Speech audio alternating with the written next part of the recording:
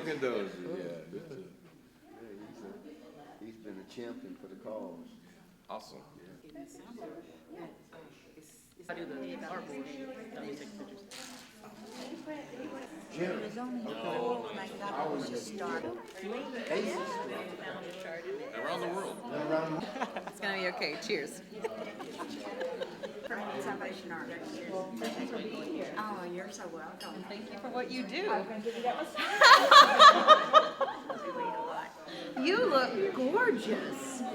You are like a Look at her all sparkling. superstar. Absolutely, you. I was delighted. You work out, don't you? Darn you. Darn you.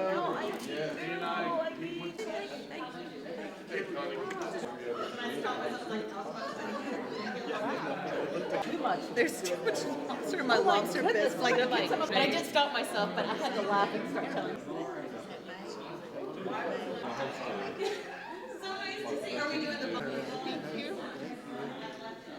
Oh, thank you, Miss Beverly. That's my middle name, isn't it? How are you, Karen? Good to see you. Good to see you. I appreciate it.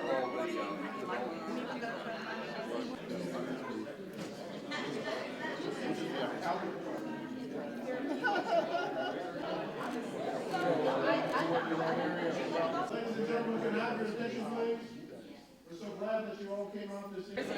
That's beautiful. I'm very excited. Isn't that cute? I'm gonna go. I literally like. I'm terrible. So I literally. Don't you go lay it over.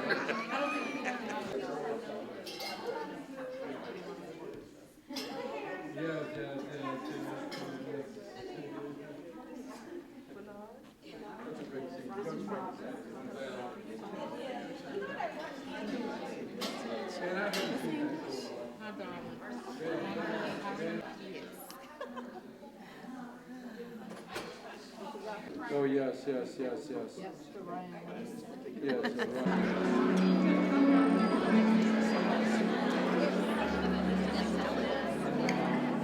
Thank you. And can we just give a round of applause to our most excellent entertainment? Thank you, Donda.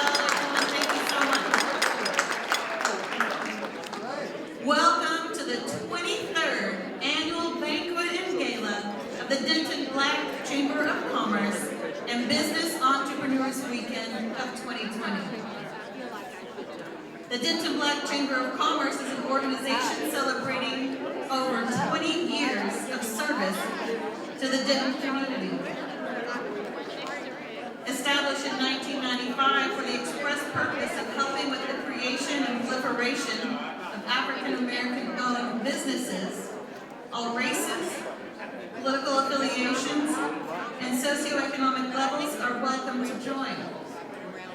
You may be asking why I, Jill Jester, an attorney here in Denton, was asked to MC. Well, you're not the only one. I also asked myself. Sure, you could have Corey up here with a heartfelt sentiment. You could have Reggie with something funny to say, or John with an album worth of songs to sing. But no, they asked me, Jill Jester, to MC this evening. Well, I think I figured it out. So I don't know if you have any friends that are realtors or used car salesmen, but what they do, see, they show you a couple of clunkers first, right? They show you a couple of houses that are out of your price range or not as nice, and then they show you the house you should buy. I think that's what's going on here. So you get me in the beginning and throughout, but in contrast, you'll have some very charming people that actually get up and speak to you intellectually. So you've got that to look forward to. Yeah, you're welcome. You're welcome. Thank you, Frenchie. Thank you, Frenchie and Terry, for clapping. And Jim, I saw you clap. Thank you. I became involved with the Denton Black Chamber of Commerce through the Denton Chamber of Commerce in our many collaborations and partnerships. And we enjoy working together to be inclusive to all people interested in making Denton a better place to live and work. So I can't give you a perfect program tonight. That's impossible. As we know, the world is not perfect. But what I can promise you is a celebration of good and a celebration of hope. Because as long as there are people that are willing to get together for no selfish reason at all and try to better other people, we have hope. And so that is what we are here for tonight. A fun celebration of the good things happening in our community, specifically tonight in the African American community with the Black Chamber of Commerce. At this time, to give you a big welcome from the City of Denton, I would like to invite our Mayor of the City of Denton, Chris Watts, for a greeting. Elected Mayor in 2014, Mayor Watts is serving in his 3rd term. He previously served 3 terms as council member as a representative of District 4. Mayor Watts graduated here in Denton High School, go Broncos, before going on to the University of North Texas, obtaining a bachelor's in computer science and a master's in educational counseling and student services. In 1990, Mayor Watts switched his career path from computer programmer and analyst to real estate broker and investor. He later attended Texas Wesleyan School of Law and received a doctorate of jurisprudence in 2000 and pursued a career in real estate law. Chris Watts is also a Leo. His major was aerobics, and he's enjoying the opportunity to speak to you about that tonight. Thank you, Mayor Watts. Okay, so I just want to know which clunker vehicle am I? That's what I want to know. All right, thank you. Welcome everyone to this 23rd annual meeting of the Denton Black Chamber of Commerce and its Gala and Banquet. It's been an honor to partner with the Denton Black Chamber over the last 6 years that I've been mayor, and it's been a privilege. And I just want to tell one story real quick, and I got permission to do it, so I'm going to do it. I want to call up Reggie. Where's Reggie? I want to call up Carrie, and I want to call up John Baines. If y'all come up here just for a second. I don't know where John is. I told him I was going to call him up. And I told this story, I think, the first banquet that I attended after being elected, but I wanted to tell it again during the last banquet. Because I think it's very meaningful, and I think it just tells a story about what you can do in this city when people just get together and have a conversation. You gentlemen remember when I came to your office, Carrie, your State Farm office, the first time I was running for mayor. Yeah, come on over here so we can start having a conversation. Yeah. Go on, John. And we were sitting there talking, just asking you what you all needed and what we could do. And your comment was, Carrie, and I paraphrase, my memory is not as good as it was 6 years ago. Yes, right. Thanks. And you said, hey, we'd just like to know more what's going on in economic development. And then what we read in the paper. And I thought, I was really stunned, because I didn't really understand that. Because I believe I asked you, well, aren't y'all at the Economic Development Partnership Board? And you said, no. And we just like to be in the room to hear what's going on. And I didn't tell you this at the time, but I was embarrassed for myself. And quite frankly, a little disappointed in myself. Because I've been on council for 6 years. Didn't number one realize it, and didn't try to do anything about it. And I told you that day, I said, if I get elected, what I will do is make sure that the Denton Black Chamber of Commerce has a representative on the Economic Development Partnership Board, which is a city board made of the Denton Chamber of Commerce, the universities, and other taxpayers, and things such as that. And we were able to get that done in the first year. And so I really just appreciated your honesty with me, and that just goes to show what can happen when people really get together and communicate their needs.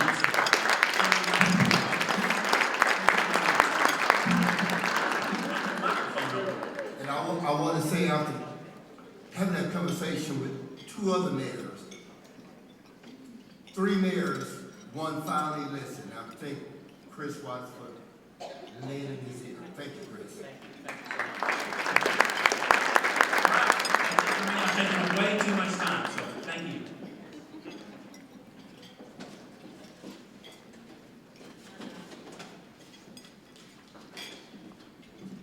You know, as I said earlier, when a group of people can come together and selflessly try to do things for others, there is hope. And same thing when our politicians are here to recognize the importance of the, specifically tonight, African American community in Denton, there is hope. At this time, I'd like to invite Buddy Owens, who's the pastor of Gateway Baptist Church, for the invocation. He's a senior pastor. Buddy Owens has been the only pastor of Gateway Baptist Church since its beginning in 1992. But he also serves his community by providing counseling and other support. Please welcome to the podium, Senior Pastor Buddy Owens.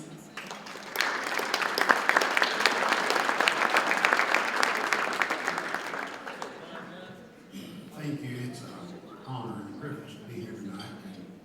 And would you join me as we ask our Lord to bless this time? Father, I thank you first of all tonight for letting us live in America. And I thank you, Father God, that you love us, you prepared a way for us to walk through this world and to know you in the free pardon of sin. And we thank you, God, that you invented us and made us, everyone, so individual, and you threw away the mold. Thank you, God, for every person that's here tonight. And while we're away from all the hubbub of the world, to stop now in this quiet time and say thanks, Lord, for the fellowship, for the food that you have blessed us with.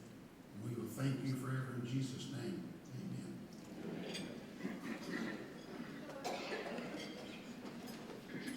Thank you, and at this time, please spend some time getting to know and enjoying your dinner companions. We'll see you in a little bit for the rest of the program. And thank you, Don Bell, and Mrs. Spence.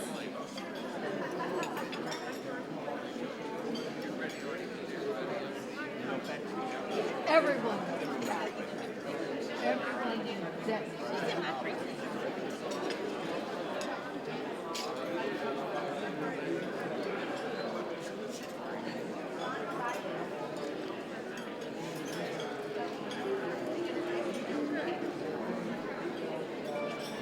Unfortunately, he is recovering from bronchitis, so I didn't think it'd be a good idea for him to come. However, I still think it's a good idea for Denton Black Chamber of Commerce swag face masks. I think that's a great idea. They didn't go for it, but I think it's a good idea. So if I say something inappropriate or not funny, not to worry, I'm here with my mom, and she'll tell me. She's right over there, Barbara Ball. Thank you so much for being here tonight, Mom. We are continuing with our program, and I'd like to introduce Stephen Hill to acknowledge our hosts, guests, and officials. Stephen Hill is the University of North Texas Director of Business Development. He's responsible for identifying opportunities for the broad business community to conduct business with University of North Texas and the University of North Texas system. One such opportunity is to serve as the university's liaison with historically underutilized businesses. Mr. Hill also serves as a board member for the Denton Black Chamber of Commerce. Some things you may not know about Mr. Hill is he was an all-Army racquetball player and has many trophies and is rather famous for that. He's also a chess player and will play chess for pink slips. If you don't know what that means, it's your car. And is also an avid driver. So please help me welcome to the podium, Stephen Hill. Thank you, Jill. Good evening, everyone. We reached the part of the program where I will have an opportunity to acknowledge our hosts, guests, and officials. I appreciate the chamber allowing me to conduct this segment of the program. And what I'll do is I'll start by introducing our Denton Black Chamber of Commerce to you. I'd like you to hold any applause that you have until after I have announced all chamber officials. The chairman of the Denton Black Chamber of Commerce is Mr. Kerry Quartz. The chamber's president is Mr. Reggie Hill. The chamber secretary is Mr. Ron Johnson. The chamber's treasurer is Mr. John Baines. Our board members include founding board member Mr. Robert Hicks. Also board member Mr. Mark Quartz and board member Mr. Connie Baker. Also, I would like to ask any of our Business Entrepreneurial Weekend and Banquet Committee members to stand as well. If you are on the committee for this event, please stand. Ladies and gentlemen, please join me in giving a round of applause to our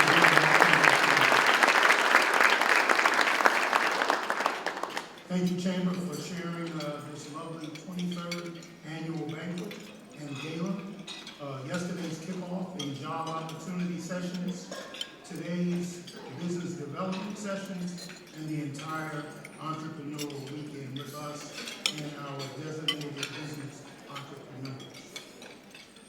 Next, we'll acknowledge some of our partners and guests. Again, please hold your applause until after I've announced everyone. We have from the Denton Chamber of Commerce, the big chamber we refer to it as, is Erica Payneburn and her party.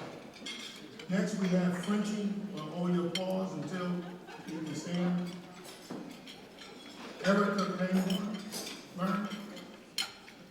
Okay, we have Frenchie Rialt, owner of Frenchie's Lawn and Tree Service. We also have Denny Aldridge and his party from the James Wood Auto Park. We have in attendance the Denton Housing Authority. From the University of North Texas, we have Joanne Woodard and her party. Joanne is the Vice President of Equity, Diversity, and Inclusion. From our partners at Texas Women's University, we have Tanya Bilbo and her party. From our partners at the North Central Texas College, we have Roy Culbertson and his party. Roy is the Associate Vice Chancellor of Campus Operations at NCTC. We have Patty Hayworth from the Historic Landmark Commission. We have Harry and Linda Eady, who are the principal officials of the Denton Black Film Festival. And I want to let you know that the dates for the next Denton Black Film Festival are from January 27th through the 31st of 2021. It's in your program on page 13. We also have some elected officials with us this evening, as we saw earlier. We saw our Honorable Mayor, Chris Watt. There are some council people who are working on an important project in Washington, D.C., but they have sent some representatives. Gerard Husband has sent a couple of representatives from representing him, and also Keely Briggs as her husband and son here. Our Denton Police Chief, Chief Dixon, is here as well. We also have the Denton ISD Board of Trustees. Do we have any additional elected officials present from the city or county of Denton? Okay, are there any other elected officials that I have not recognized outside of this area? Okay, let me thank you for taking the time out of your busy schedules to attend this great event. We appreciate you sharing your time out of your schedules to spend quality time with us. Thank you very much.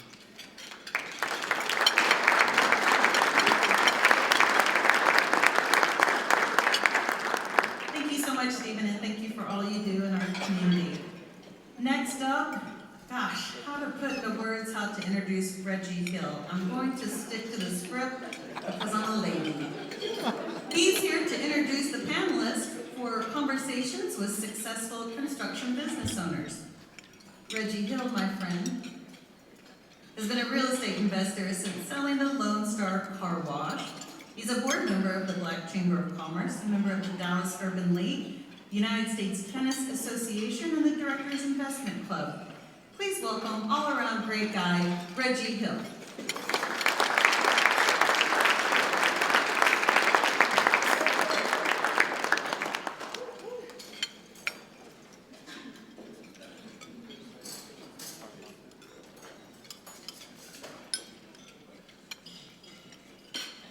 When I did research, y'all know I run time to get up in the state. Let me say this, Charles O'Neill. I want to say it 3 times. Charles O'Neill. Charles O'Neill. My friend, my colleague, my North Texas State University alumnus. Give it up to North Texas State. I know it's good to you, but our time was North Texas State. I didn't agree. This man is a man of many hats. And one thing for sure, he wears them very, very, very well. With professionalism as well as the truth. Well, he can tell the truth. He talks to him, he knows what's going on. He is well accomplished and well received. So let me tell you his story. Mr. Charles O'Neill is the president of the Texas Association of African American Chambers of Commerce, as well as lead consultant of Strategic, a consulting firm providing a wide range of services, including communications, business, and strategic relationship consulting to assist clients in maximizing their business goals by developing and implementing unique strategies. Something we'll need to see this time of age. I mean, this is heavy. Charles also sits on the board of the directors for the U.S. Black Chamber of Commerce based in Washington, D.C. But he travels around. Oh yeah, my man travels. I love it. O'Neill has a long history of involvement in the Dallas community. Prior to assuming his management roles at the Chamber, O'Neill served as DBCC's Main Street manager, working with, and the DBCC, the Dallas Black Chamber of Commerce, working with community-based organizations, realtors, utilities, insurance, and financial institutions to coordinate plans for revitalizing Martin Luther King Jr. Boulevard. It's a very good feat. I'm very proud of you, Charles, about that. Additionally, O'Neill was instrumental in creating the MLK Boulevard Merchants Association.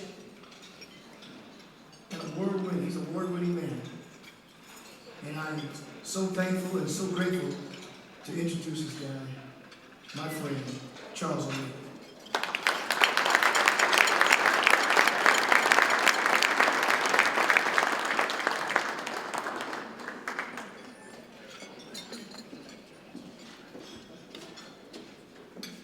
Good evening.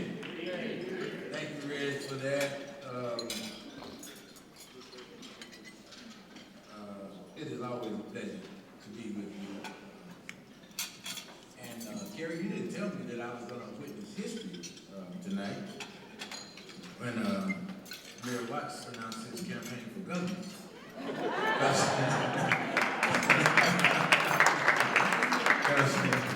All you got to do is talk to me and get which one. That's the governor we want, man. It is indeed a pleasure to be with you tonight on a celebrity occasion. This year marks 25 years of service to Denton, by the Denton Black Chamber of Commerce, and that's worthy of applause as well. Really worthy of applause because even after 25 years of service to this community, the questions still arise. Well, why a Black Chamber of Commerce? Well, the simple answer is because it's needed and it's critical. I can prove that by the fact that this event is a culmination of a week-long series of activities conducted by the Chamber. So one, and I think I said this to you last year, but as fun as this event is, this is not what chambers do. And particularly the role that Black Chambers of Commerce play as advocates on behalf of this very often disenfranchised group of business owners who can't access opportunities. And so without an advocacy organization working on their behalf, it becomes more difficult. As difficult as running the business is without having all of the other kinds of challenges that you might face. So it's not just the advocacy part, and this series of events this past week is the Chamber filling another role, and that is being a solution provider for challenges that you find in the community. So we know that Black-owned businesses historically have been deprived of opportunities or been blocked from accessing opportunities. But there's something else that occurs, and that is workforce development. And so the Chamber spent an entire week of activities attempting to address shortages in the workforce, trying to fill gaps in needed, particularly supportive of construction industry. So we're going to talk to some young men here tonight just to give, again, a kind of a behind the curtain kind of look at what some of the challenges are that, again, I think are very unique to black-owned businesses in our state. Just for background, I do spend about 70% of my time in Austin. Our interface is primarily with the governor's office, state legislators, and agency directors, and attempting to, again, break down some of the barriers that still exist. And so, if you don't know, the state of Texas put legislation on the books about 34 years ago that was designed to improve opportunities for particularly black-owned businesses at that time, but now been expanded to all ethnic minority groups plus white women. 34 years later, black-owned businesses earn just a hair over 1% of the state's spending. Clearly, in a state that has the largest black population among the 50 states, now nearly 15% of the state's population, and the fastest growing rate of business formation among businesses is black-owned businesses, now numbering over 300,000 black-owned businesses in our state.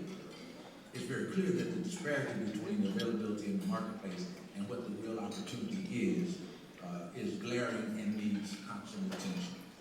So the role that we play as an organization, representing the interests of the 25 operating black chambers of commerce in the state and their membership, is attempting to, again, address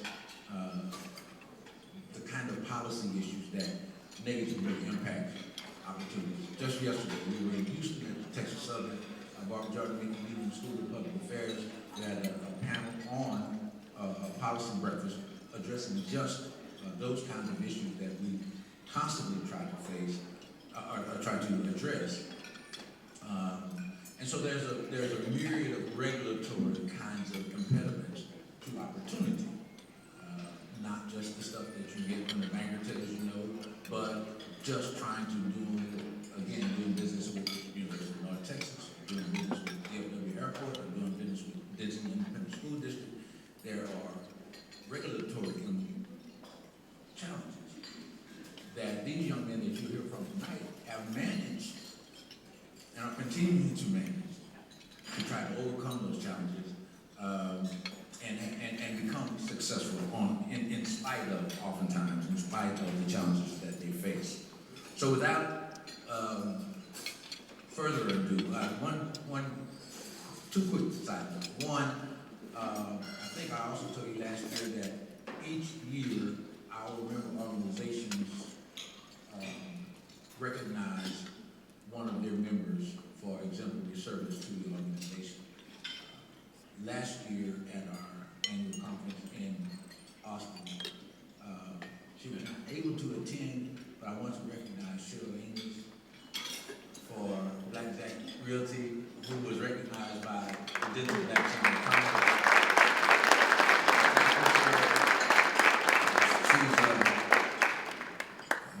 If you know Cheryl, you know Cheryl.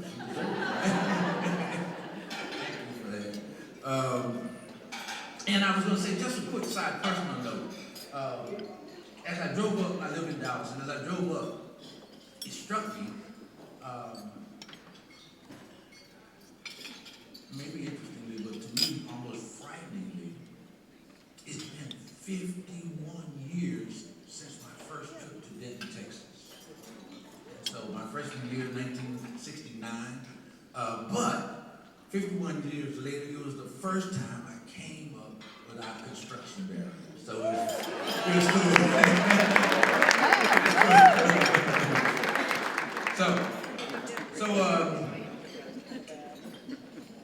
Again, two young men. We did have one young man. I certainly hope that he comes, but going to join me here. And I ask to Jeff Postel from the Postel Group to come up. Jeff will get some introduction to you. Jeff, come on up.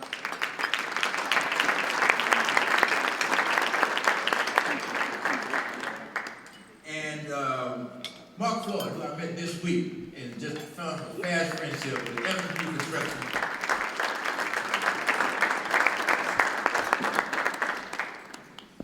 I think we're going to get some technical assistance here to get everybody back.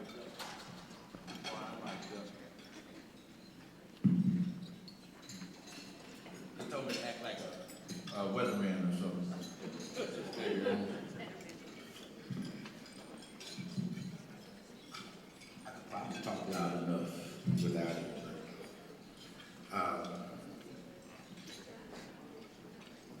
So good evening.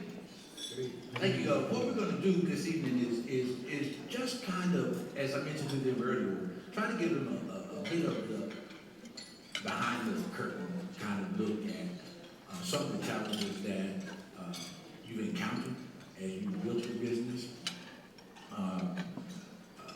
As I mentioned, I met Mark as a policy forum, and we had a conversation after that, and after hearing some of the things I said, I have to say it almost disturbed me because he said, man, I just want to pray for him. I was like, oh. It was a good thing. It was a good thing, but it was because of how I described to him some of the things that we have to do to get the attention of the government, to address this seemingly insurmountable or intractable kind of set of challenges that black businesses continue to face even after regulations are put in place, at least on paper, support growth and development. So tell us about your business, F&B Construction. Good evening. Good evening. Y'all a great looking group. My name is Mark Floyd. I'm the president of F&B Construction, and we're a general contractor in the DFW area. We've been in business since 2013. We also function as a subcontractor as well. We're small enough to be flexible, to function in the labor market, and just small enough to function as a general contractor as well. We also have a third leg that we partner with majority partners in JV relationships. Some of the industries that we're working in are higher ed. We've done lots of work here at UNT, across North Texas. Healthcare is another one, K through 12, and also the private market and medical office buildings and those type of things. We've really had some great success in our business thus far, albeit with many challenges. But I would say that after meeting you and hearing some of the things that happens behind the scenes, that's pretty much out of my pay grade. You're doing a great job because I didn't necessarily feel a lot of what you was telling me. So that let me know that we're making progress. So, and with that, I thank you. All right, thank you so much. And Jeff is another really, we're just proud of the work he's doing. In fact, Jeff just last year gave, this is how successful you've been and how much he understands and appreciates the role that Chamber of Commerce plays. And I'm not talking about business, but Jeff became one of the biggest investors in the work of Folklore Metropolitan Black Chamber of Commerce. And we're very, very appreciative of that. And I know D. Jennings is just still smiling over that. So Jeff Postel from the Postel Group.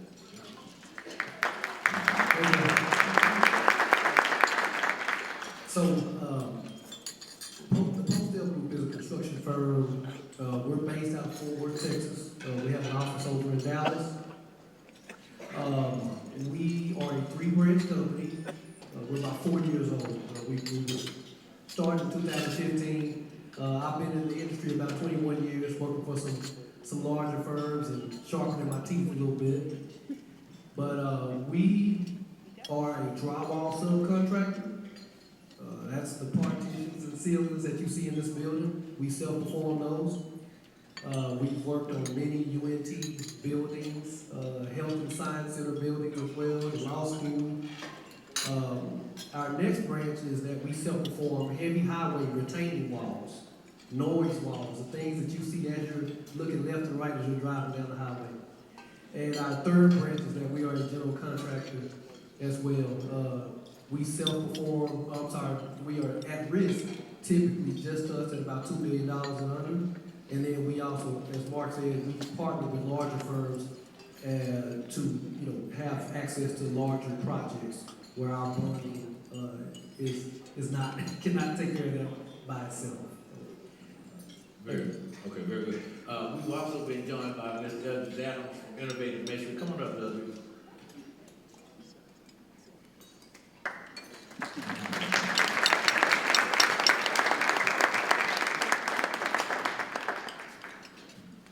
Perfect timing.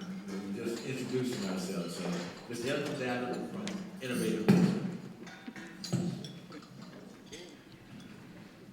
Just pass it in, Jeff, before he sticks that in his ear. Just pass it. Good afternoon. I apologize. I had another event I had to attend earlier, so then I got lost. I got turned around 12 different times. Well, let me start off by saying, listen, I used to get paid weekly, very weekly. Now, it kind of changed a little bit, but I'm Elder Tatum, Innovative Masonry. We've been in business since '02 in the Dallas-Fort Worth area. I'm originally from Peoria, Illinois, where we're all union, because now it's open shop. But we certainly have climbed the ladder. We're not there to the top yet, but we're getting there. But the opportunity for construction in this industry, masonry in this industry, is overwhelming. And it's getting better. Each and every year I've been here, we've grown. So with that being said, I'm going to give the mic back over to No. Hold the mic. Okay. Because, just because you're the closest to my age up here, I want you to talk about, because you were actually in the business before Innovative, and you watched some of the challenges that businesses face. Oh, yes. Can I describe kind of what that looked, I won't say the hard story, but Challenges number one is being, I don't know how to put this, but I guess I'm going to put it one way. In this industry, being a minority is very tough. And when it comes to funding, financing, and of course, it's just been a tough road. And the best way to kind of overcome this is if you can stay in there and stick in there, and it's about relationships. Relationship is very, very important. And I'll tell you, it's been a struggle, and I don't know about the rest of the gentlemen, but I've been through the bankruptcy. I've lost the house, I lost the cars, I lost the truck, I've lost everything, but I've stayed there and I've stayed there. And it's been challenging, but it's been a great success story for myself and my company. So, Charles, I guess if you lead the question, I'll give you the answer. yes, sir. Okay? So, All right, thank you. And Jeff, you've actually added a dimension to your business because you started off, like I said, in drywall, construction, and then you got an opportunity with textile. Yes, sir. That's you say almost a right turn, but it's a lucrative right turn, right? Yeah, absolutely. I think for us, number one, having access to a brother that's been around a little bit and able to pass along lessons, tell us where the landmines are, where the grenades are going to come from, allows me and our firm to have not an easy road, but just to know where some things are at, how to maneuver, how to be strategic. And that's important that information is passed on. For us, relationship with TexDot was all about the amount of opportunity that was there. And it's not easy because of certain things that are in front of you. When it comes to TexDot, having to have a audited financial yearly for anything over $250,000 is actually ridiculous.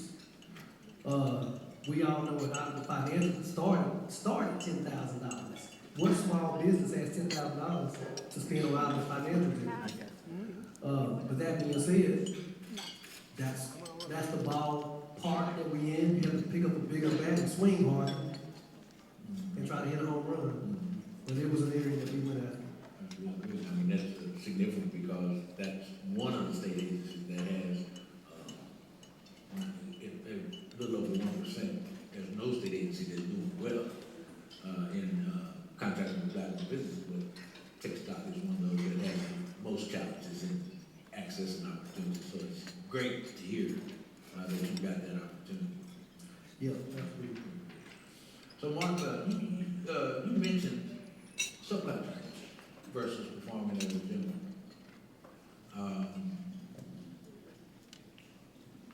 Our experience is that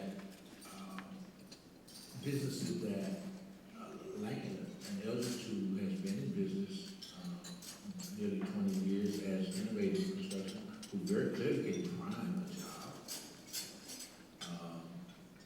but because of the challenges that we face, get relegated to a subcontractor role. So now you've got a whole other set of relationships between you and the owner of the project that you have to manage, and then have to work your bid to even get included in the deal. So tell us about some of the challenges between working as a prime versus a subcontractor. There are several, and there are many. As a general contractor, particularly being a small business owner, it's tough being a general. The market is saturated with general contractors all over the place.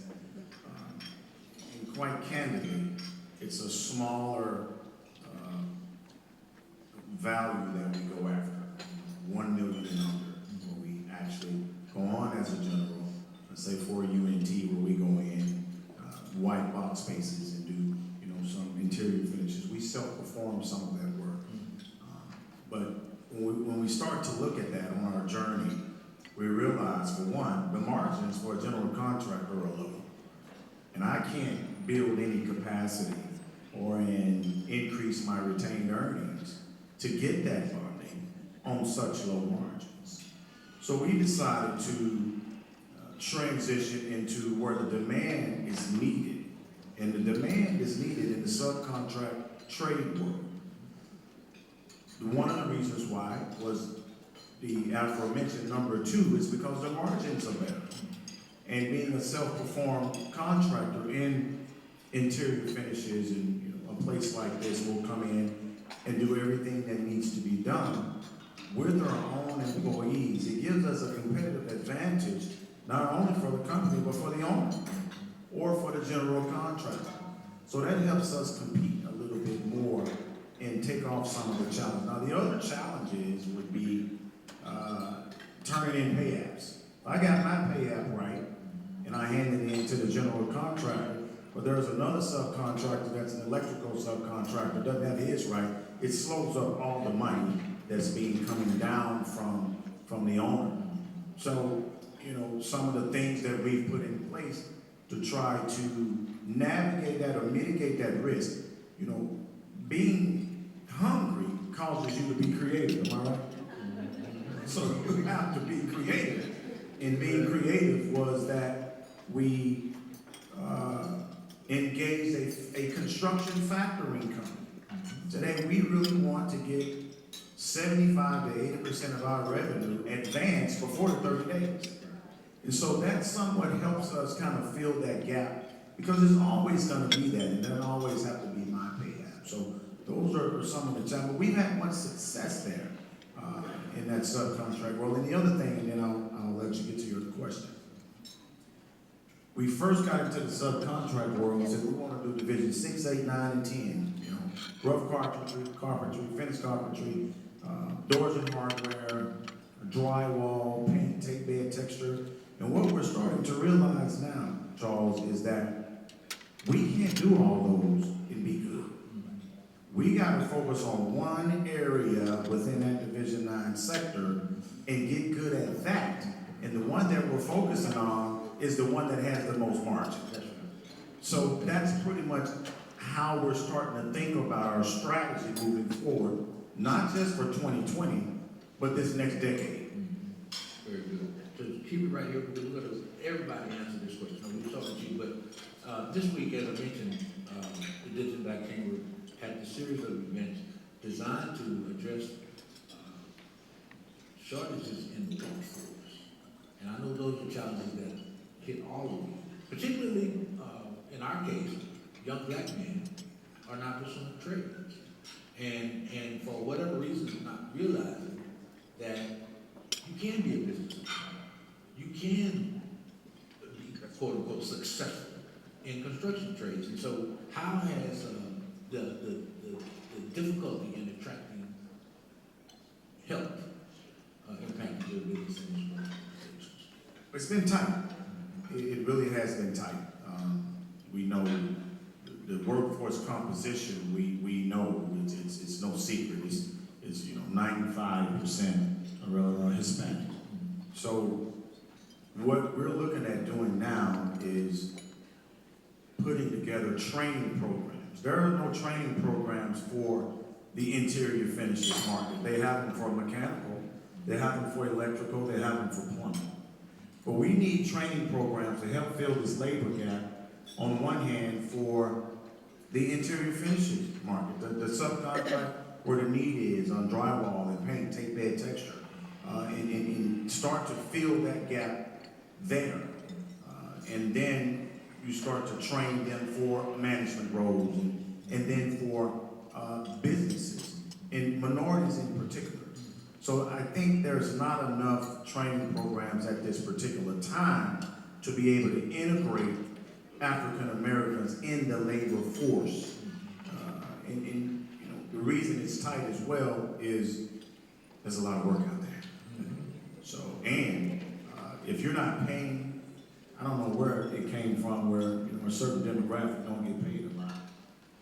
That doesn't happen to me. I don't know about you, because they really get paid well because they do good work. Yeah. But they will move on you for $1.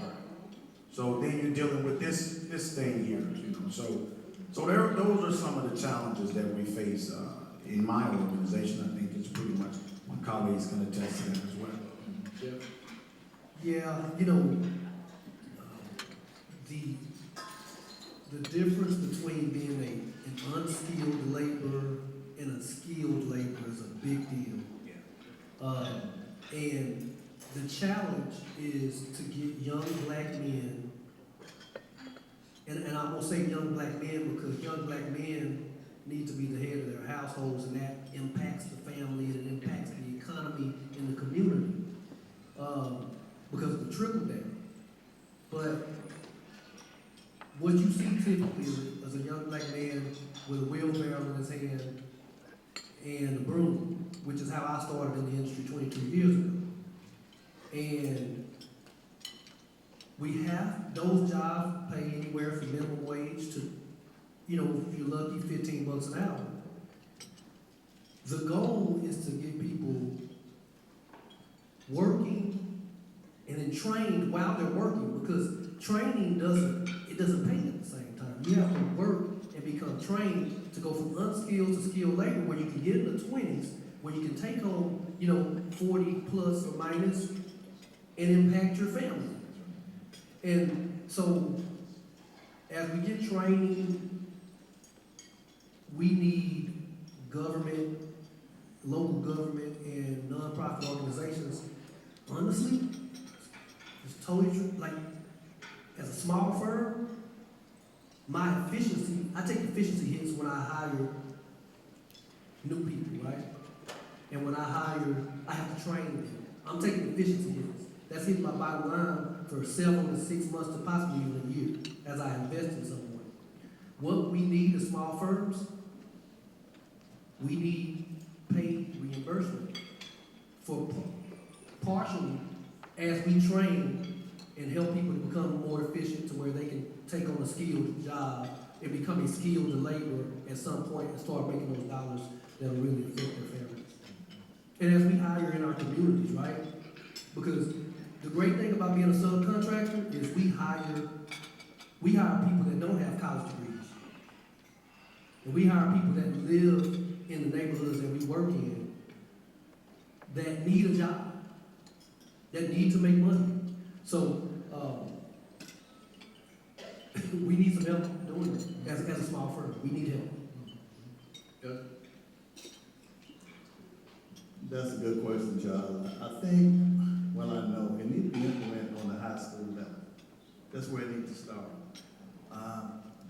every kid that goes to school is gonna go to college. Do you agree? Okay. Amen to that, okay. So, it needs to be implemented on that high school level. Now, what I've done personally, on Saturdays in Waco, we have a training class. And every Saturday, we're teaching guys to lay brick, lay block. That's what we do. A little bit different from Jeff, the young man there. I'm a masonry contractor, I'm a sub. They are a general contractor. So they look to me for numbers. But again, they need to be implemented on the high school level. That's very important to know that. They need to be implemented on the high school level. I need some numbers from you too, by the way. Oh, we're gonna get a business deal out of this, I promise you. This be a deal cut tonight. Starting with, kind of, one of the things that we constantly deal with, and I'm kind of addressing in my opening remarks, is certification. And it's, that clearly folks have different opinions about certification. Folk who are challenged to meet an aspirational goal, think it's an imposition on them to attempt to address that. They'll say, we can't find anybody, very clearly, because your presence here, we know that there are capable folk in the marketplace that can perform. So, what is your opinion, if you will, of certification, and then how have you managed, despite what those challenges present? Certification. I think certification gives us a license to do what we've already been doing. I'll be honest with you. I think there are ways around. If a person's certified, they'll say, okay, myself, for instance, I'm certified. I'm sure Jeff is certified. Young is certified. To me, if you don't have a relationship with whoever you're trying to do business with, to me, the certification kind of just sits there. To be certified, again, it authorizes you to do business as usual, whether it be a majority, a minority, whatever. And I think when you go to talk about certification, there are ways around majority actually being certified. Because it goes, minority now are women. They are wives of the majority contractors. So we still get the lower end of the numbers we should be getting.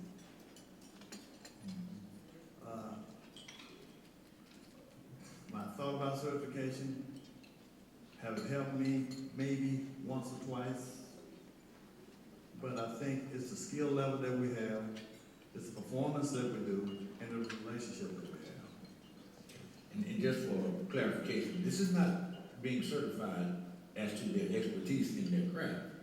This is certifying that they are indeed black people.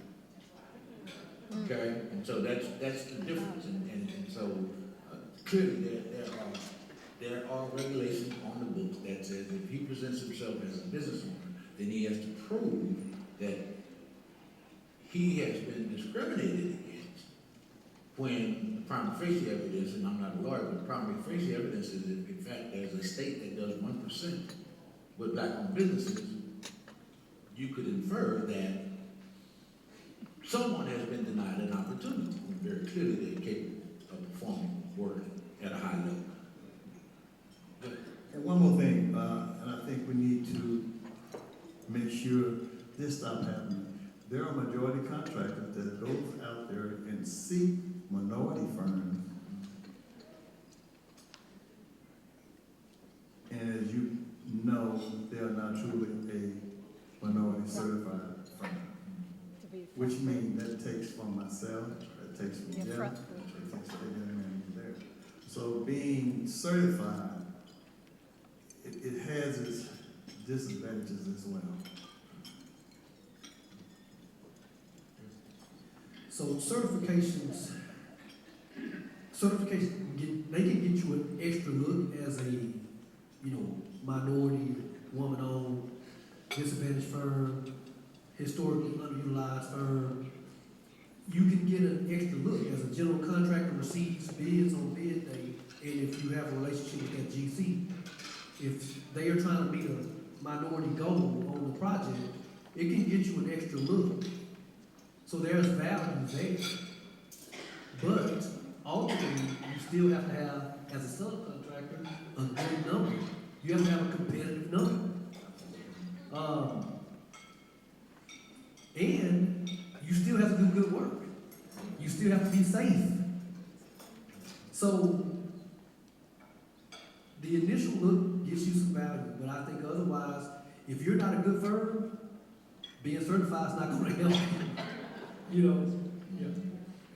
And Mark, when you answer yours, also, we're going to get close up on our time, so when you finish up addressing the certification deal, kind of I'm going to go up on a high note, so talk about prospects for the future and plans for growth for your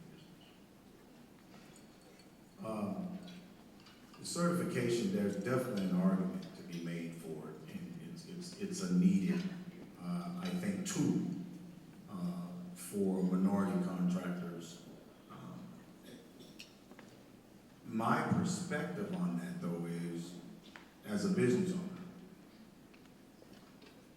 I always lead with performance and execution. I never lead with my certification, even though the GCs in the market, that's what they're wanting in most cases first, and then they say, okay, now we'll see if you can perform. But I'm always leading with a resume and a track record of here's what I can do. Because of what I don't want, and I think we all could attest to that, I don't want somebody thinking that we just want a handout. See, here's what I can do, here's what I've done, and here's the value that I bring to this particular project. And then, by the way, as you can see, they're going to ask, you know, it's no secret, are you certified? And so then we present, you know, those documents. And then at the same time, as a business owner, I'm looking for a competitive advantage all times. And that gives me a competitive advantage. Even though we're under the radar, it still helps me to get in on these public projects where somebody is looking for a goal or participation goal that they have to meet. So I think it's a good thing. I always look at, you know, my wife will tell you the glass half full. And, you know, I try to talk to others and never lead with certification, but, you know, have it in your tool belt. As far as growth, I'm trying to catch up with Postel here. No, we have done quite well, winning some large contracts, JV partnerships on K through 12 in Fort Worth and Dallas. We have some projects going on with UNT as well right now. We have a couple of private projects going on with some developers on some multifamily. We do straight commercial, we don't do any residential. But one of the challenges that we're having with all this is capital. And, you know, large infusions of cash to help float my payroll for the guys that I have to pay every week. I can take care of my subcontractors because it's paid when paid. So you get paid when I get paid by the owner as a GC. But as a sub, we self-perform in certain areas, trying to maintain the competitive advantage for the owner, but then the pay is slow. So having that infusion of capital is a must for growth, as it is with any business. So we're excited. I'm optimistic about it. The contracts are signed. So now I just got to protect the fee. Real good, real good. Thank you so much. Jim? As far as growth for Postel Group, you know, I think the goal is clear for us. We want to be one of the largest drywall firms across the southern United States. And so we're going to keep pushing, we're going to keep performing, we're going to keep aggressively bidding projects. We're going to pay our bills on time, pay our folks on time, and we're going to keep growing. In terms of our other self-performance item, same goal. We want to install as many noise walls on highways as we can. We're going to keep pushing forward with that. And as a matter of fact, we want to start making noise walls ourselves. We want to start fabricating. So we're going to stay aggressive and keep getting after it, keep growing. I've got 3 boys that I need to build a large firm for. Daddy's going to do the heavy lifting, and I'm going to hand something to him in a couple of years. And by the way, partnership is key in this growth. Jeff and I have been talking about working together and helping each other to grow. So partnership is very important. Absolutely. I think now, if you are a bona fide contractor and in the metroplex, growth is automatically there. But trying to find people to actually do the work that we're trying to get out there is tough. Very tough. So growth is good. Matter of fact, I'm doing more now this year than I've done since I've been in Texas. So the growth is there.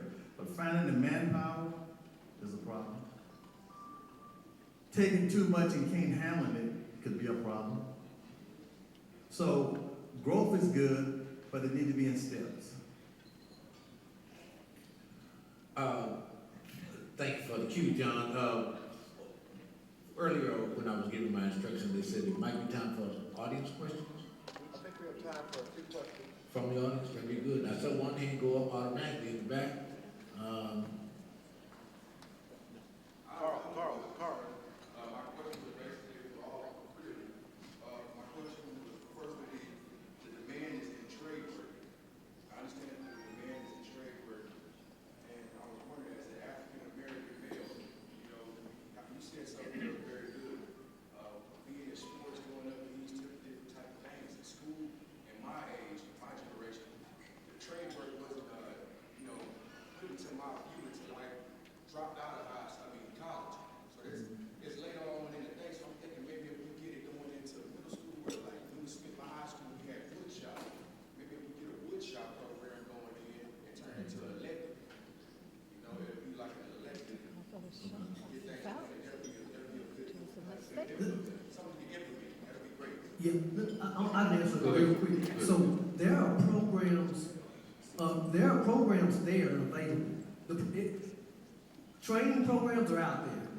What we have to be creative at is getting kids to embrace the program. And that's going to start with the schools. Number one, making it not feel like a third or fourth career choice. Right. And that's up to all of us as parents, as grandparents. You got to start telling your kids to push into this and take the basketball from them and take the, you know, seriously, like, we have to embrace these programs. They are there, but the classrooms are empty. The sign-up sheets are empty. And that's the biggest challenge. Other questions? One more. I might have something that I'll be working on. Carl. Someone else, please. Anybody else have a question? I have a question. Please. Yes, ma'am. What, if any, has your experience been with local government? Have you had any, have you bid on any jobs? And if you have, what has your experience been, or what are the obstacles? For like cities?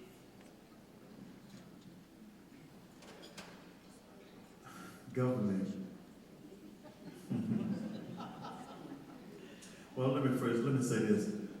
I haven't touched a resident. I don't do residential work, period. What I've basically done is done public work. And the reason I've done public work is because that money's been allocated for those jobs. And if you do those jobs, then you're gonna get paid. If you go out there and get into this private industry, and the private industry, you go belly up, guess what? I go belly up. So the government, again, I haven't done any government work. Public work I have. So maybe one of these other gentlemen can answer that question with a little bit more understanding of what government work is. Because right now, I really don't know what government work is. Well, yeah. Go ahead, John.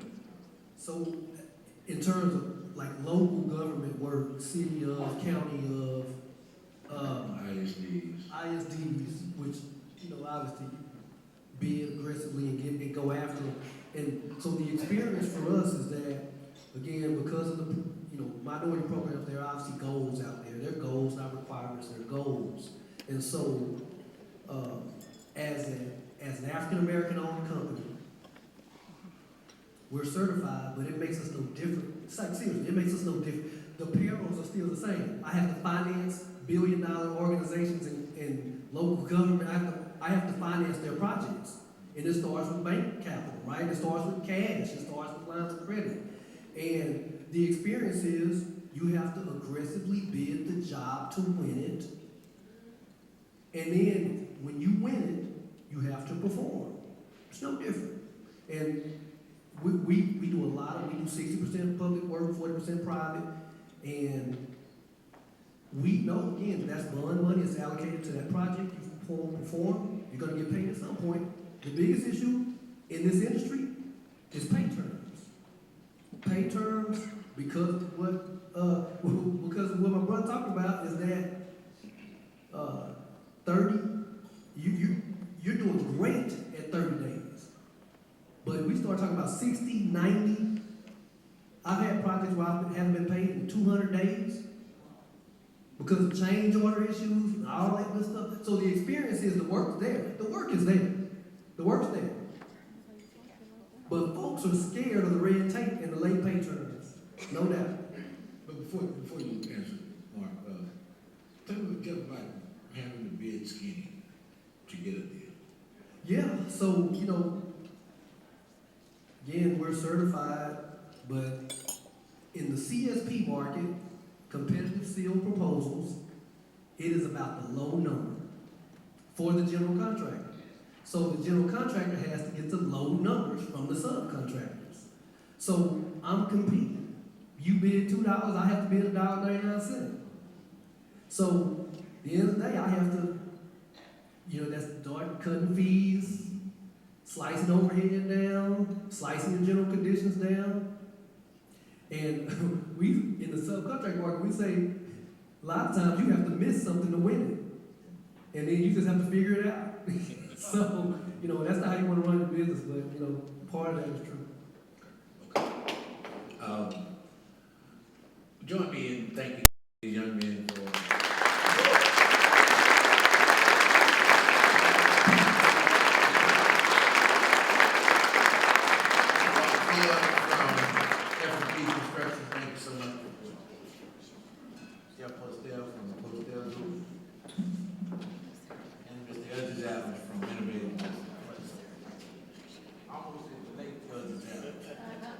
Thank you so much for your attention. I hope that it was informative for you tonight. Thank you so much.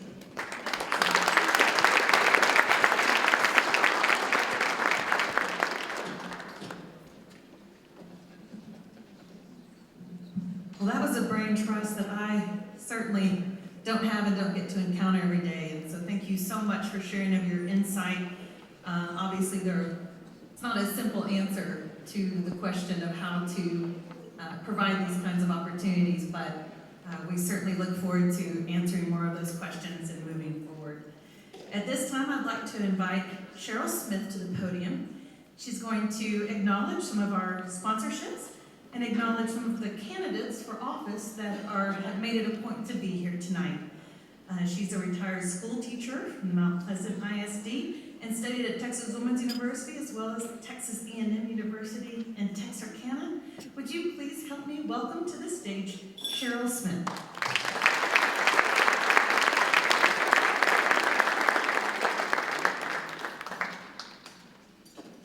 Good evening, everyone. Actually, I'm a retired teacher from the other DISD, Dallas. And so I'm a transplant in Denton, and so I'm excited to be here. One of the things that I told younger teachers as I was getting ready to leave the field is to always have a sponsor, because teachers spend a lot of money out of their pockets. And so I would tell them, find a sponsor, a family member, or a church member. And so the same is with the chamber, the Denton Black Chamber. We have some amazing sponsors that have helped to sponsor this event and other events that the chamber have. And so if you would turn to page 23 in this amazing program, you'll see some of the sponsors, or all of our sponsors listed here, and some of them are in the house. And we have Classic, the city of Denton, we have Denton ISD, we have, is it DACU? Peterbilt. And if any of our sponsors are in the house tonight, because I remember checking some of you in, would you please stand so we can acknowledge you and let you know how grateful we are for you tonight? Please. Thank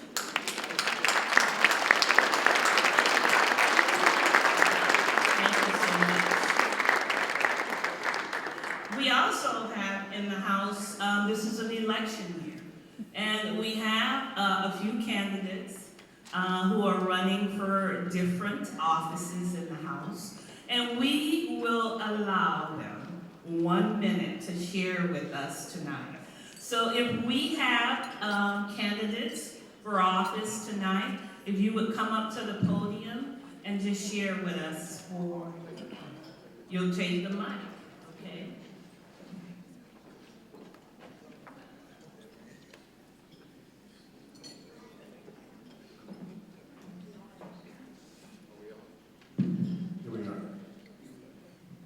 Hi everybody, I'm Jim Mann. I'm running for City Council, District 6. Also want to promote Chris Watts for governor. But I'm very glad to be here tonight. Thank you for having me. Sandy Swan. I'm running for Denton County Commissioner, Precinct 1. And I am running to bring a strong voice for advocating for our community to the county commissioners.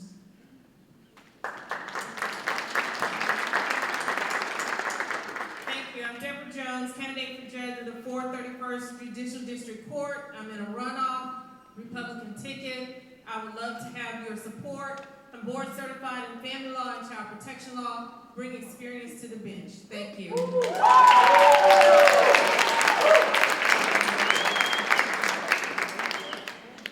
Is it on? I guess it is. My name is Rick Marion. I'm running here in Denton for City Council, Place 5. I'm just looking for an opportunity to serve you.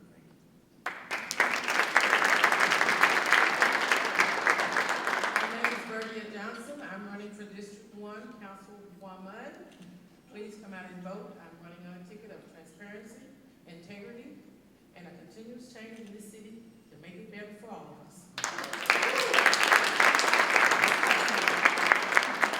My name is Chris Briggs. I'm here representing City Councilperson Keely Briggs. I'm her husband. She sends her greetings and apologies for not being here this evening. She is running for mayor. The election is May 2nd. Would appreciate your support and consideration. Thank you.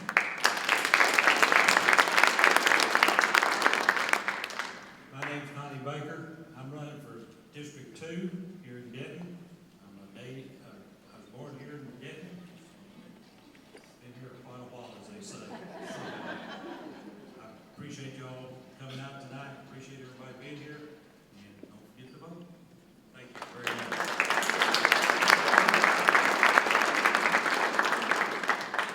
Thank you to all of our candidates once again, and to our sponsors. Enjoy the rest of your evening.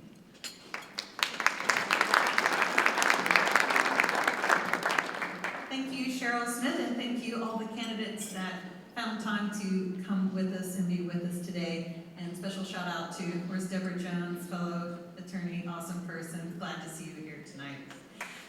Absolutely. I'd like to next introduce Mark Quartz. Mark is going to do a recap of what the Denton Chamber of Commerce has been doing, as well as talk about some upcoming events.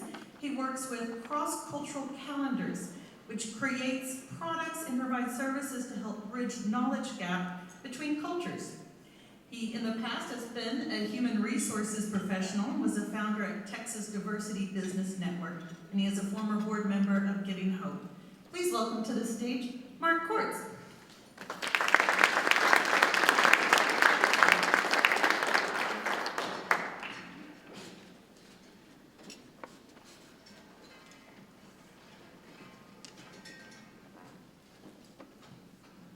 Good evening, everyone. Okay, if you would turn to page 11 in your book.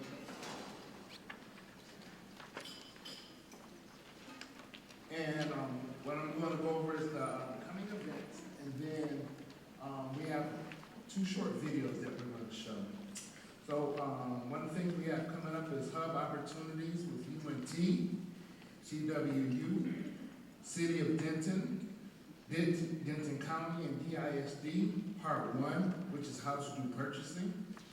And then Hub Opportunities with UNT, TWU, City of Denton, Denton County and DISD Part 2, Writing and Winning Proposals. So look for those shortly. In September 18th, 2020, we have our celebrity karaoke on Friday night. So that's going to be at the park. And then September 19th, the next day, 19th to 20th is the annual Blues Festival. Then November 2020, we'll have a Bring a Friend mixer. And then in December 2020, we'll have Holiday Cheer. And then March 2021, we'll have our Business Entrepreneur Weekend and our annual banquet for next year. But with that, we'll have our first video.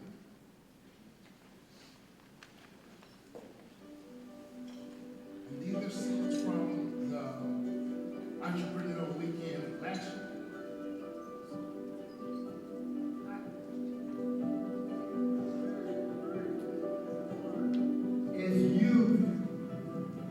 When I was your age, I had no idea what I wanted to do.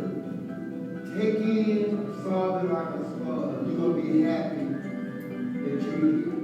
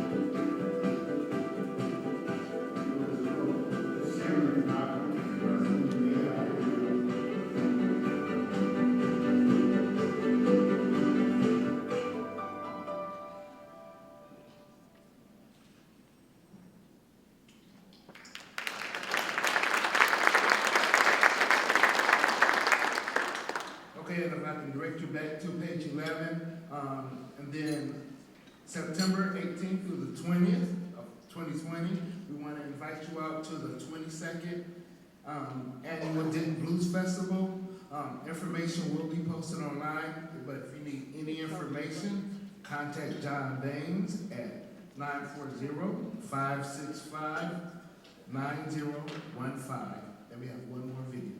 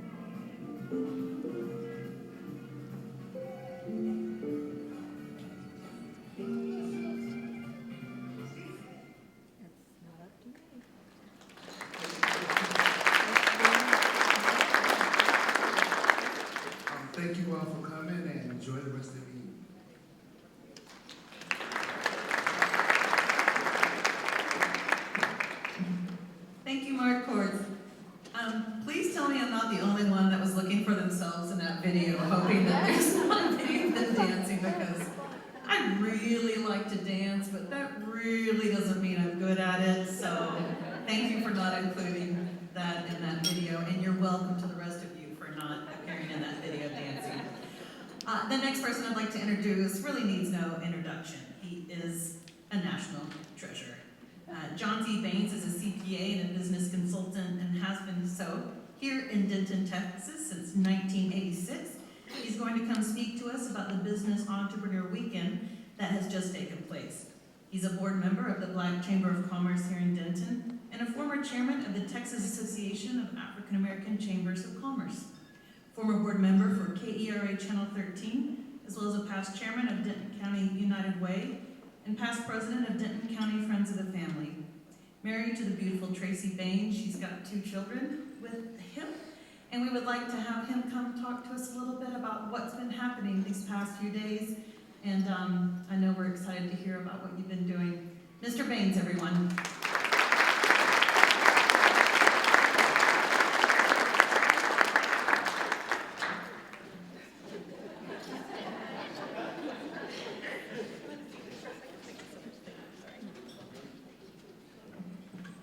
As my mama and my wife say, don't talk too much. I'm doing my best. If you will go to your booklet for a second, we're going to go to page 2 inside the booklet, in 3. Yesterday, we had a meet and greet from 2:30 to 2:30. We had a welcome, celebration, kickoff 2:30 to 3:30. And then in the afternoon, we had classes trying to expose young people to job opportunities on roads and highways. Then we talked about building trades, construction, electrical trades, HVAC, and plumbing. And then this morning, we had a session where we talked about encouraging small business owners. So we had a very good roundtable where we were talking about the challenges of going from employee to owning a business. And then, of course, tonight we have the VIP reception and banquet. On page 3, the goals of this weekend were to expose young African Americans to the construction business trades, introduce employable young men and women to prospective employers, to allow construction companies to mentor and sponsor eligible candidates for jobs in the construction trades, classes and networking, and get folks excited about the chance to participate in the unprecedented boom in the construction industry. And then, let's see if I can stay on script here. If everyone would pull this out of your program, it's a membership application. I hope that you would consider being a member of the Denton Black Chamber of Commerce. You do not have to be African American to be a member of the African American Chamber of Commerce. So our goal is to improve the quality of life here in our Denton area, and we're working hard to provide jobs and opportunities for everyone. 2 of my employees are here tonight, Linda and Alex. Could you stand up, please? Thank you very much for all of your work. Alexandra put the booklet together for us, so I really appreciate all the work that she did. And let's see if I can take my next 3 or 4 minutes and kind of talk to you from the heart just a little bit. And I don't know where to begin. It's just, there's so much there and I just don't want to do too much. But let me see what comes out. In 2017, we talked about writing business proposals. And if you go in the back, in the back booklet, to the very back, you'll see some pictures of scenes from the 2017 Business Entrepreneurs Weekend. So if you're going to be in business, you have to have a plan. You can't just jump out there and just start doing things. You have to have a plan. So we spent a whole weekend talking about plans. The next year, 2018, we went to Peterbilt, and we saw their amazing assembly line process. And if you understand the assembly line process, you can do almost anything. You can make clothing, you can make shoes. In our office, believe it or not, it's an assembly line, tax return business. We have people who gather the information, we have people who process the information, people who complete the information, and then people who meet with the clients. It's like an assembly line. So almost any business has kind of an assembly line approach. And then last year, we started with construction, and let me see if I can tell you a little bit about my burden.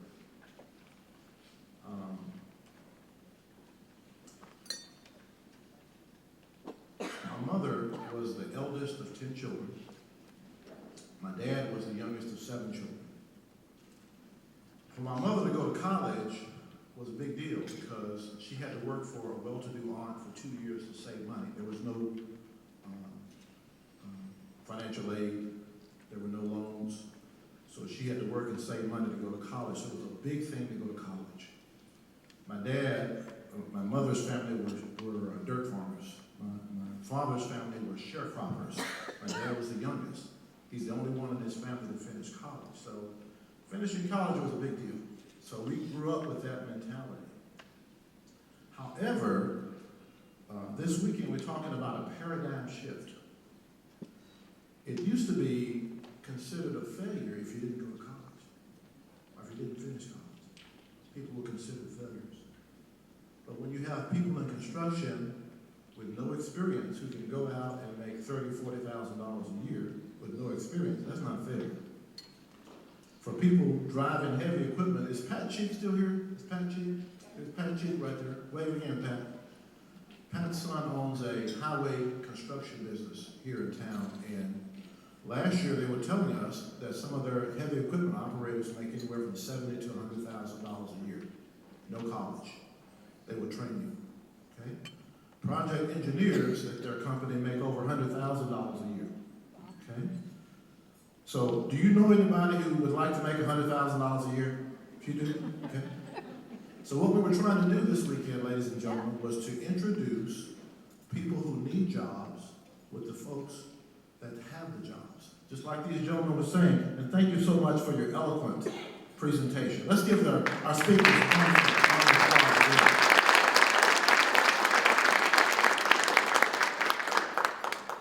We have to have a paradigm shift where people don't feel like they're a failure if they don't go to college. And I love you, UNT. I love you, TWU. I love you, NCTC. But we need air conditioning people. We need construction people. We need plumbers. And we need electricians.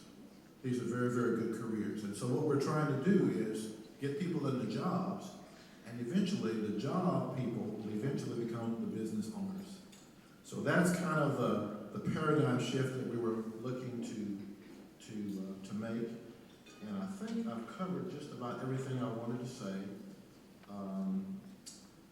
This weekend, we raised a lot of dust.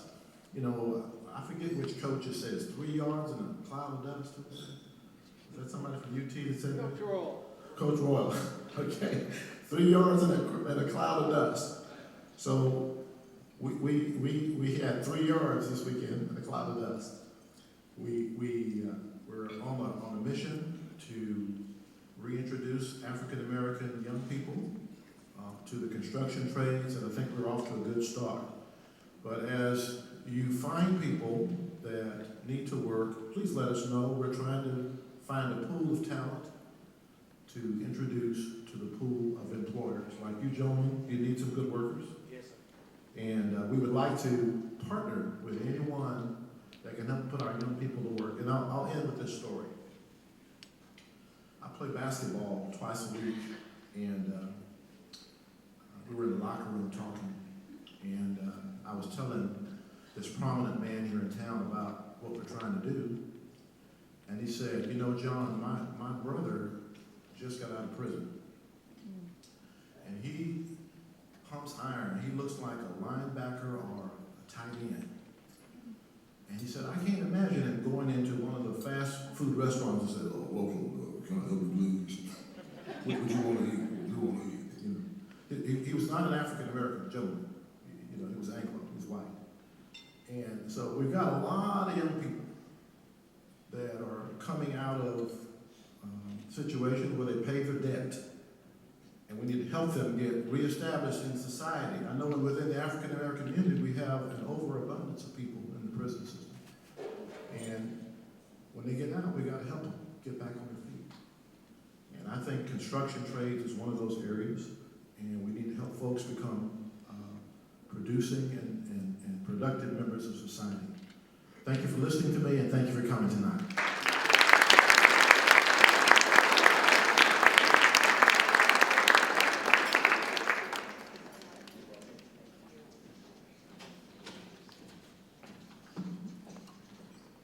As I just told Mr. Baines, eloquent as always. Thank you, John.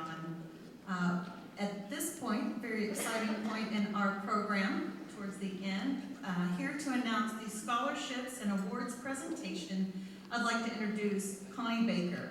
Connie Baker is a retired constable from Precinct 1 here in Denton. He's a board member of the Black Chamber of Commerce and a member of the Denton County Historical Commission, as well as many other volunteer boards. He's a graduate of Denton High School right here and married to Torrance Baker, who also is willing to sell you for $5 a chance to win a very beautiful Pandora magical, filled with magic beans bracelet. So she's right over there. We're getting close to the end, so it may just be your last chance. It looks good. She's modeled it. But please help me welcome Connie Baker for the scholarships and awards presentation.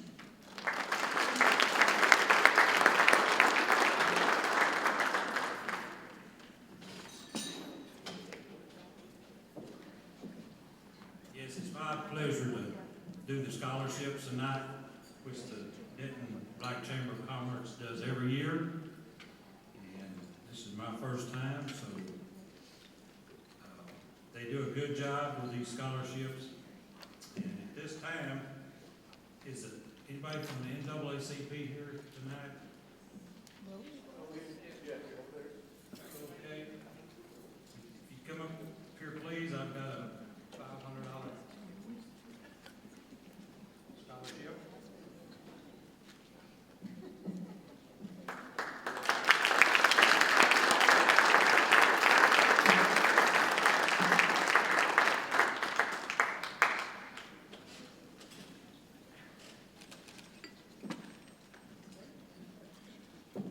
Next scholarship goes to NCTC College.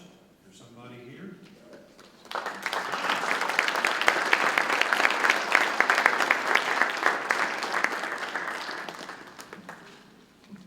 The last one, scholarship goes at $250. It goes to Fred Moore Daycare. They're here.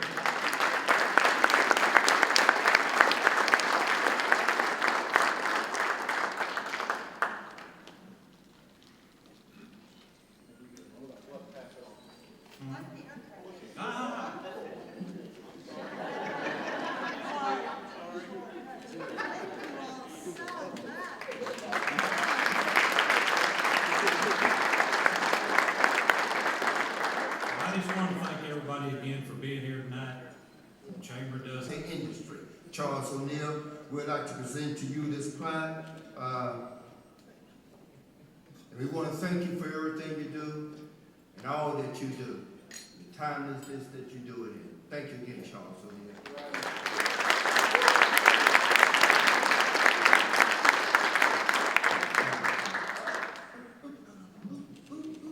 I got some Quartz stuff for you too, Charles. That's a scholarship. That's what scholarship. Reggie and Cheryl scholarship golf scholarship. Miss Chester, will you please come up here again?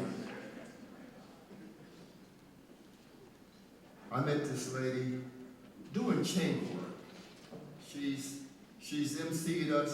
This is not her first rodeo as a chamber MC. She's also emceed our Blues Festival once or twice. She's been a very good friend of mine. We've been out. We've had some good times and some better times and some great times. And we'd like to thank you for all you do, Jill. Thank you, and we appreciate you, and we will call upon you again.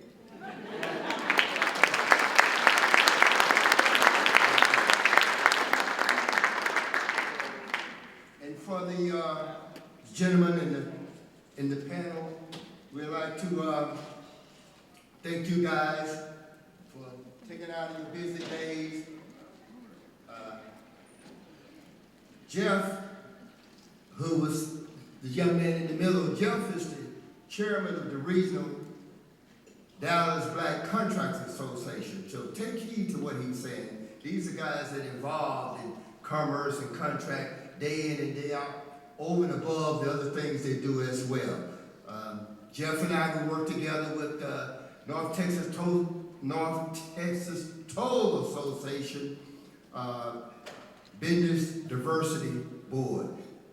Here's some people back there from NTTA. And Charles said, thank you for not having the road construction come in and road construction going back. Thank you guys. Terrence, come on up here. She's been asking me, who should I give this bracelet to? I can make some points if you let me take that home. I need someone to come up. This young lady here, who we've known for years. I want her to pull the right person name out of there. Mixing them up all evening, so look at your numbers.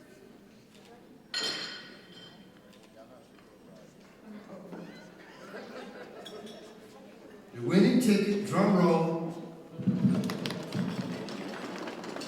53438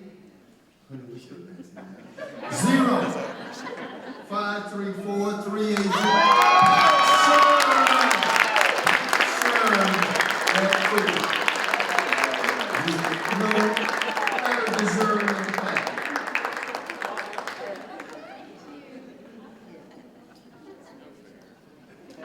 Again, we'd like to thank all of you for coming out tonight out of your business schedule, Saturday evening in North Texas.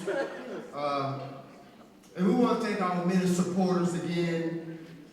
And I hope you all enjoyed the music. We really want to thank Don Bell. Don Bell, raise your hand again. Don, the musician. We love to have him. That's why we had him for the last 3 years, Don Bell. Our volunteers, we cannot do anything without the volunteers. The people who work timeless hours without pay. If you didn't have volunteers, your organization could do nothing. We'd like to thank all the volunteers who every year endlessly come and work and help the Denton Black Chamber of Commerce move their mission. Again, I'd like to thank my board, the board of directors and the committees for the Denton Black Chamber of Commerce. These are guys who work endlessly.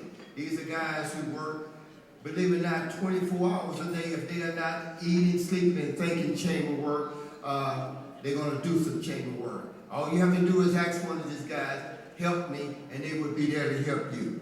Last but not least, I'd like to thank the spouses, all of the spouses out there, but particularly the spouses of the Denton Black Chamber of Commerce. These are the ladies who wonder where are they going, when they're coming back home. Now I might have to reheat the food again. I just cooked the food. What are they going to do? We want to thank these ladies. They do a lot. We push them and they push back. Without them, we couldn't be where we are as an organization. I'd like to thank all those individuals who attend our event tonight, and also those individuals who attend all our events, include our flagship event, our Blues Festival, September 3rd weekend in September every year. And also, I'd like to thank those individuals who attended the Entrepreneur Business Weekend this year. And also, I'd like to thank Sir Pat Smith and his organization. They reached out to us. They opened their doors to us. They gave us their resources. Without them, we wouldn't have been able to do the event the way we wanted the event. And Pat Smith, we want to thank you. I appreciate you for all you do, not just for the Denton Black Chamber of Commerce, for the community as a whole.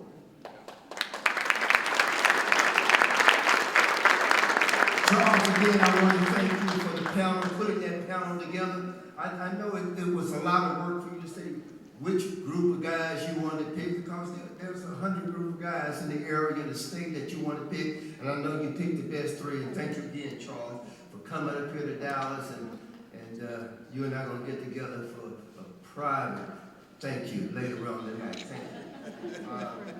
This panel articulated some of the concerns and problems that we have every day. And also they talk to you about some solutions. Each year, this banquet is an opportunity for us to get together and say our howdy do's, you look good, oh girl, you lost weight, great dress, and all of those things. But that's not the only thing this year is. This is a new decade. This is the 2020, a new seasons, if you will.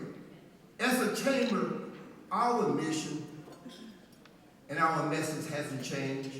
We'll continue and always continue to be an advocate for WMBEs, women and minority business enterprises, focusing mainly on professional services, construction work, electrical work, plumbing work.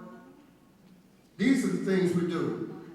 And we look at the dilemmas we face every day with the WMBEs and the results that we face. And these difficulties is not just going to affect Denton, they're going to affect all societies. What I mean by that, let me throw out a few numbers. $7,000, $6,150,000, 56. What are these numbers? $7,000 will give you a trade school degree in 1 or 2 years versus a college degree, $20,000, $30,000, $40,000, $50,000, $60,000. 6 million, there are 6 million skilled and unskilled labor jobs in America today that need to be filled. We can try to fill these 6 million jobs. 150,000. Of those 6 million jobs, 150,000 of those are waiting for welders. People who say, if you break it, we'll fix it. And we break things every day here in America. We need these skilled wages. 56. The average age of a plumber is 56 years of age. What are we going to do? Have you ever called a plumber to your house or electrician to your house? You may be better calling a doctor to your house. And the problem is that to educate these individuals, not only the average age 56 of plumbers, but where are we going to get the instructors to teach these young people? They're not there. There are not many. Not that we don't need the professional service. Of course we need the doctors. Of course we need the teachers. Of course we need all of the professional service, the lawyers, the CPAs. But as salaries go up, as people want more than the minimum wage, what you're going to find is that a lot of jobs are going to become obsolete by machines because employers cannot keep up paying this. What we need to do is to reach out to each of you and help us find a way to reach these young people. Find a way to build a better and greater country for all of us. Let me tell you a story.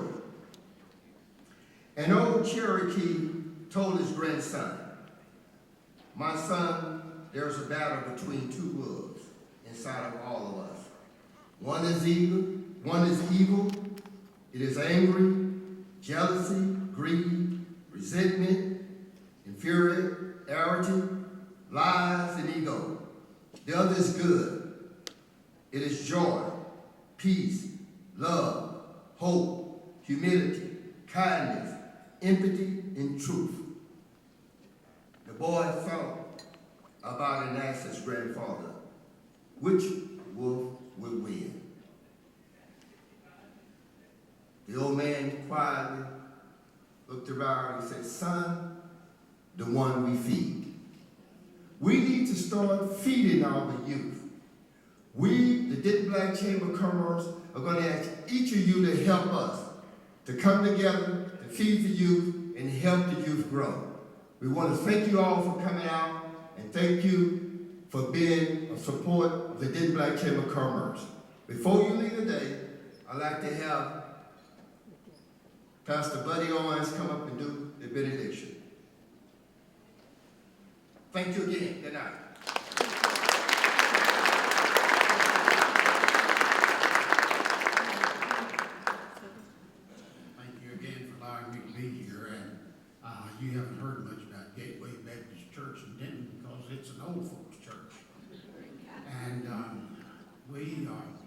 have a saying at that place, and it is that it's the Stone Age church. Everybody there has gallstones and kidney stones. You can't believe in me, amen? And I want to thank you from the bottom of my heart for the way you've worked and what you're doing. Would you join me and just ask the Lord to bless one more time today? Father, we come before your throne again to say thanks. And Father, we just pray today that you would, Lord, reach down really deep into our hearts, and Lord, let us remember that you gave us all bodies, cultures, all these things, and we thank you for it. But Father, you gave us all the same soul, and it's yours.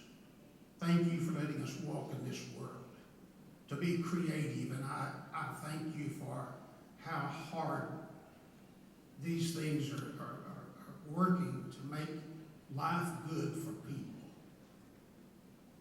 Bless their efforts, Father, everyone that has a part. And Lord, let us never, ever, ever forget that what we do in this world, people may forget, but they'll never forget how we make them feel. Lord, give us the heart to make people feel good. As we leave here today, we praise you.